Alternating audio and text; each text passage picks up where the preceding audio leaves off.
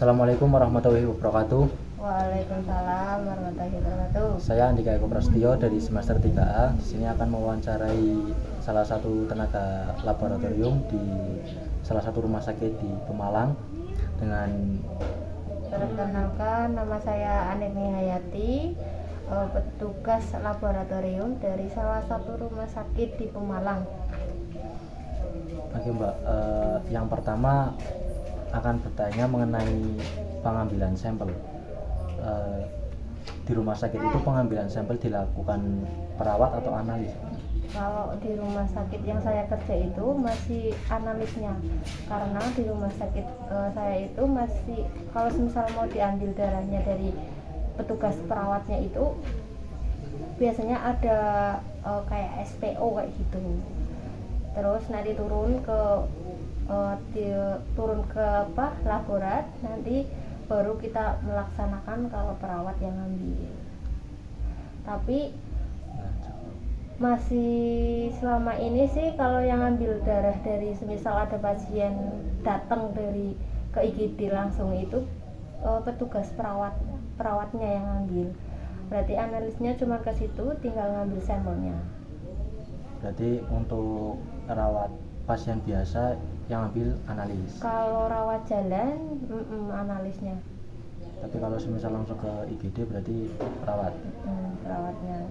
Soalnya sekalian sambil infusi kan kasihan kalau semisal diambil darah 2 kali.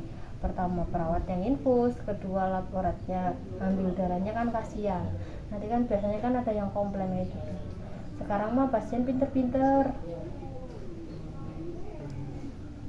Berarti terus semisal di rumah sakit itu pasiennya banyak. Nah, pemeriksaannya itu didahulukan atau ditunda dulu?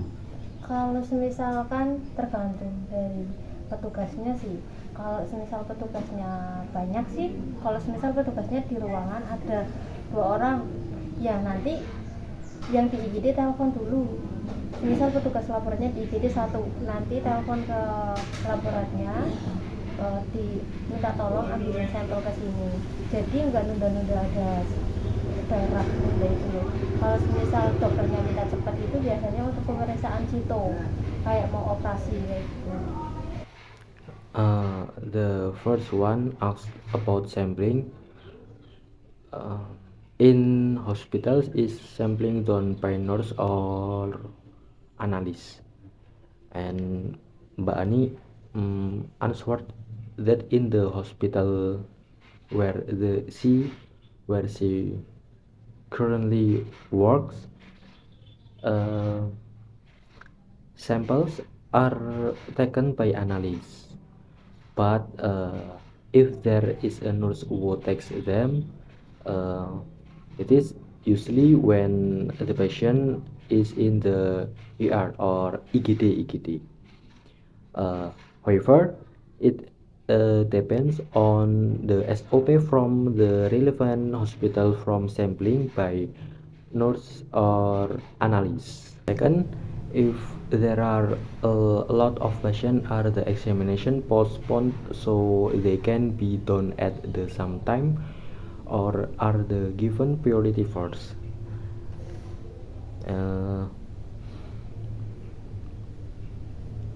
Conditionally, if there are 2 or more lab staff, you can go first. For example, from the emergency room, call the lab to take a sample. Then we'll go there and take the sample. However, usually the examination that comes first during the CITO examination is usually from patients who are going to have surgery. So there are 2 parameters, namely the number of laboratory personnel and the type of examination that will be carried out. Menyinggung tadi pemeriksaan situ, berarti kan sampel diambil dokter gitu kan? Enggak, kalau misal ambil cito itu tetap perawatnya yang ambil. Kalau dari IGD nih. Dari IGD. Kalau misal enggak cito sih enggak masalah. Biasanya kalau cito tuh harus cepat. Berarti itu darurat termasuknya. Kalau berarti bukan dokter juga yang ngambil? Cepat. Terserah, Pak perawat atau Pak analis? Iya, terserah. Kalau misal perawatnya nggak bisa ya tetap analisnya terjun ambil darah. Berarti analis berperan penting juga di sebelum pemeriksaan. Sangat penting. Third, touching on cyto, do analysis play a role in sampling cyto examination. When the patient is still in the emergency room, the nurse usually takes the samples. But if the nurse cannot, the analyst must be ready to take the patient sample. Terus selanjutnya ada itu nggak Mbak, apa kayak pemeriksaan kultur bakteri gitu? Kalau di rumah sakit yang saya kerja itu masih kalau misalnya ada kultur bakteri itu masih dikirim ke rumah sakit yang tanggal jalan. Berarti rumah sakit tersebut belum memadai itu ya. Iya. Karena kan bakteri kan apa kayak resisten banget. Iya, kan sama itu harus kan punya ruangan tersendiri. Next, is there a bacterial culture examination at the hospital? And Mbak Ani answered, in the hospital where I work, for examination like that, they are still sent to hospital that already have a room for such examination, because examination for bacteria and the like are very vulnerable. So you have to use a special room which is of course standard. Misal kita udah meriksa, analis sudah meriksa, nah terus langsung dikeluarkan ke dokter SPPK atau gimana?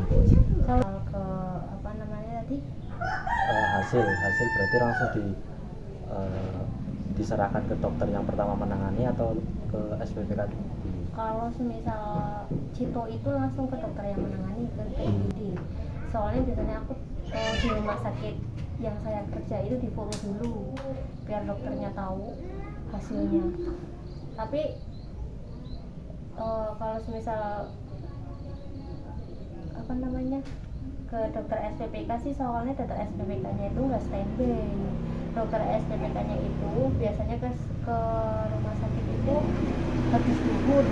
Kalau semisal mau konsul ya kita tetap pakai HP, telepon dulu.